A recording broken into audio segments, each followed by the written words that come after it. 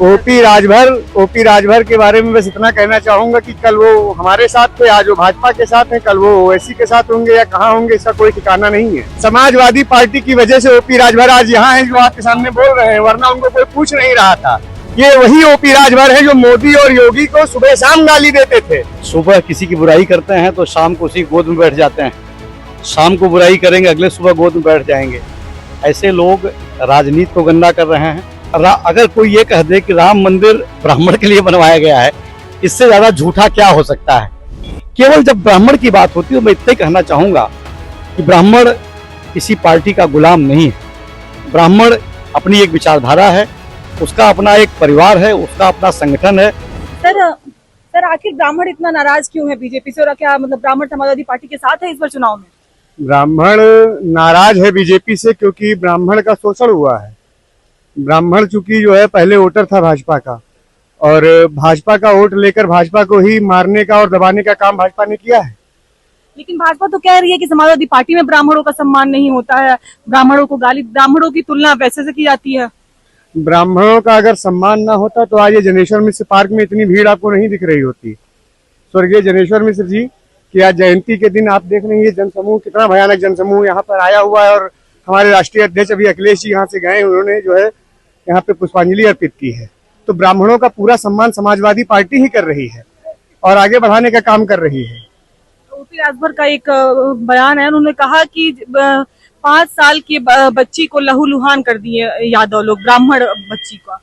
OP Rajbhar के बारे में बस इतना कहना चाहूंगा कि कल वो हमारे साथ थे, आज वो भाजपा के साथ हैं, कल वो ओवैसी के साथ होंगे या कहाँ होंगे, इसका कोई ठिकाना नहीं है। ओपी राजभर की राजनीति का कोई उद्देश्य नहीं है। वो अपनी क्षेत्र में अपने लोगों का काम नहीं कर पा रहे हैं तो वो उत्तर प्रदेश के सामान्य लोगों के बारे में क्या बयान देंगे। ओपी राजभर मतलब बिन पेंदी का लोटा, उनका कोई अस्तित्व नहीं है। ओपी राजभर का कोई राजनीति में अस्तित्व ही नहीं है। वो तो योगी की बुराई कल वो तो कह रहे हैं कि समाजवादी पार्टी अब कभी दोबारा वापस उत्तर प्रदेश की सत्ता में वापस नहीं आने वाली है। समाजवादी पार्टी की वजह से ओपी राजभर आज यहाँ हैं जो आपके सामने बोल रहे हैं, वरना उनको कोई पूछ नहीं रहा था। उन्होंने समाजवादी पार्टी से गठबंधन किया, इसलिए आज उनके 5 अच्छे विधायक हैं, जिसमें से हमारी पार्टी के सिंबल के विधायक हैं। उनके पास तो उनकी संख्या भी नहीं है। तो ओपी राजभर तो खत्म हो चुके हैं। ये वही ओपी राजभर है जो मोदी और योगी को सुबह शाम गाली देते थे। ये वही लोगों से भी बातचीत करेंगे। क्या कहेंगे सर, ब्राह्मण पूरी तरह समाजवादी पार्टी के साथ है? बिल्कुल मैम, इस बार तो सभी लोग समाजवादी पार्टी के साथ में हैं। लेकिन बीजेपी तो कह रही है कि सत्ता में अब वापस नहीं आने वाली है समाजवादी पार्टी। 110% वापस आएगी। ब्राह्मणों में इतनी नाराजगी क्यों है वो तो बीजेपी को लेके? कुछ काम ऐसे किए हैं जिसको नाराजगी उनको लेके है। जैसे क्या काम? जैसे कि बहुत से काम है, पढ़ाई को लेके, स्टूडेंट को लेके। नेतागिरी में स्टूडेंट का वो हो रहा है, लॉस हो रहा है। वो पेपर देते हैं, हर चीज देते हैं, उनका भी तो लॉस होता है उसमें। मेहनत कर रहे हैं वो भी बच्चे। हर जंतर मंतर में प्रदर्शन हुआ, इस्तीफा तो दे दिया। देखिए ना, बच्चों के खिलाफ रिपोर्ट आ रही है, उनको गिरफ्तार किया जा रहा है बाद में। रिपोर्ट तो वापस ले ली गई है ना? तो ले ली गई, तो यही तो देखी जा रही मैम। तो फिर क्या आखिर देखते हैं इसका आगे क्या होता है। नाराजगी का मेन मुद्दा क्या है? कोई तो रीजन होगा, एक वो रीजन मैं बताते हैं बाद में। लोगों से हमारी बातचीत हो रही है और लोगों से भी बातचीत करेंगे और हम जानेंगे कि आखिर ब्राह्मण नाराज क्यों है बीजेपी से। आखिर ऐसी क्या मतलब वजह रही जिससे बीजेपी से खफा हो गई ब्राह्मण। सर क्या कहना चाहेंगे आप, यहाँ मौजूदगी आपकी जनेश्वर मिश्र की जयंती पे, ब्राह्मण से बीजेपी से आखिर इतना नाराज क्यों हो गया है? ब्राह्मण तो कोर वोटर है बीजेपी का। यस मैम,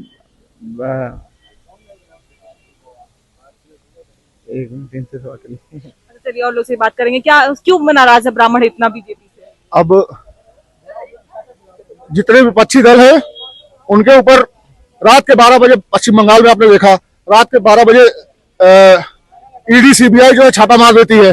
3 महीने से मुख्यमंत्री जी जो है एसआईटी बना के बैठे हैं। ब्राह्मण क्यों लोग नाराज होगा? लेकिन समाजवादी पार्टी ब्राह्मणों की तुलना करती है, इस पे क्या कहना है आपका? जैसे बीजेपी का कहना है, ओपी राजभर का कहना है, सबका कहना है कि आप लोग ब्राह्मणों की तुलना वैसे से करते हैं। ऐसा है कि जो व्यक्ति जिनकी आप बात कर रहे हैं, जो ये कह रहे हैं, हमने समाज में इतना मस्खरा, इतना झूठा और इतना निंदनीय आचरण करने वाला व्यक्ति कोई और नहीं देखा। ये सुबह किसी की बुराई करते हैं तो शाम को उसी गोद में बैठ जाते हैं, शाम को बुराई करेंगे अगले सुबह गोद में बैठ जाएंगे। ऐसे लोग राजनीति को गंदा कर रहे हैं। हमारा सिर्फ यही कहना है कि जहाँ तक ब्राह्मण की बात है, आज पूज्य जनेश्वर मिश्रा जी की जयंती पे पूरे उत्तर प्रदेश का ब्राह्मण यहाँ पे एकत्र है, इकट्ठा है। पार्टी से कोई इस तरह आह्वान नहीं किया गया था कि भारी संख्या में आए, उसके बावजूद भी इतनी संख्या यहाँ दिखाई पड़ रही है। हम स्वयं पवन द्विवेदी, हम भी ब्राह्मण हैं, प्रयागराज के ब्राह्मण हैं, जहाँ का ब्राह्मण सबसे महत्वपूर्ण माना जाता है उत्तर प्रदेश में। तो ब्राह्मण श्री अखिलेश यादव जी के साथ है पूरी तरह से। क्यों साथ है? ब्राह्मण इस प्रदेश का विकास चाहता है, ब्राह्मण नवयुवक को रोजगार चाहता है। बीजेपी तो कहती है सबसे ज्यादा काम ब्राह्मणों के लिए उन्होंने किया, राम मंदिर बनवाया। नहीं, अगर कोई ये कह दे कि राम मंदिर ब्राह्मण के लिए बनवाया गया है, इससे ज्यादा झूठा क्या हो सकता है।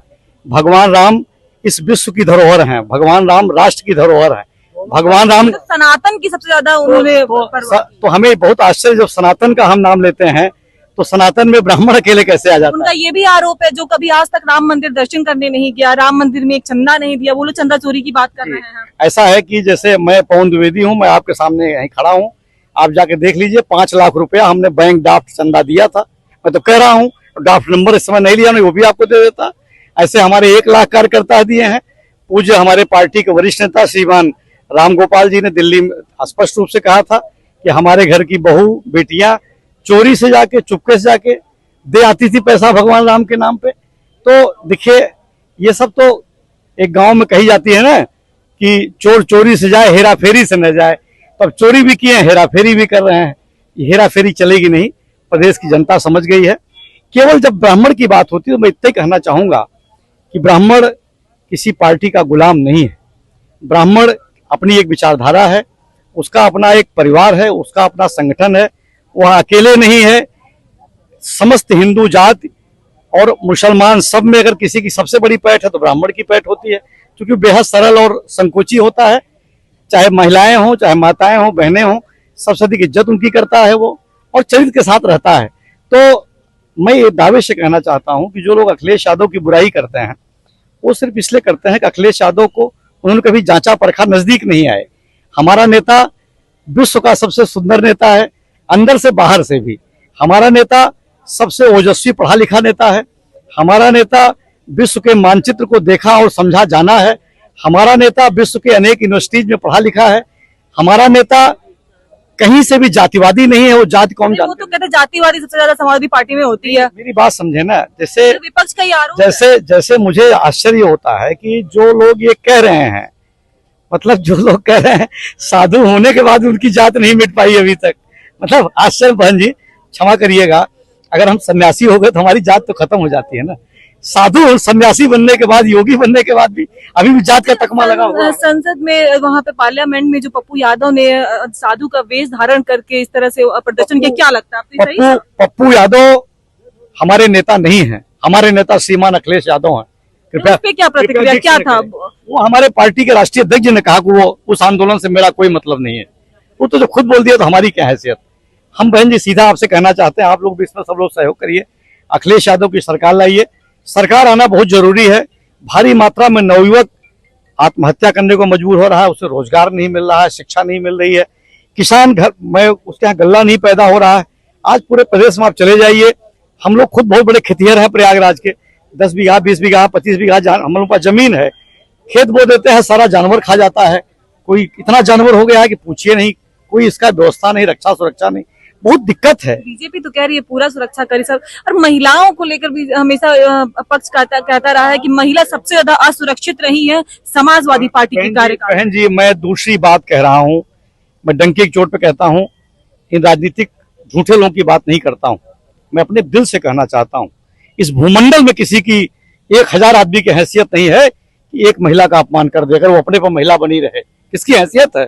सीता लंका में गई तो 1000 सीता नहीं थी, वहां 1000 राम नहीं थे, 1000 लक्ष्मण नहीं थे, अकेली थी, और एक तिनके ने रावण की सारी स्थिति खत्म कर दी।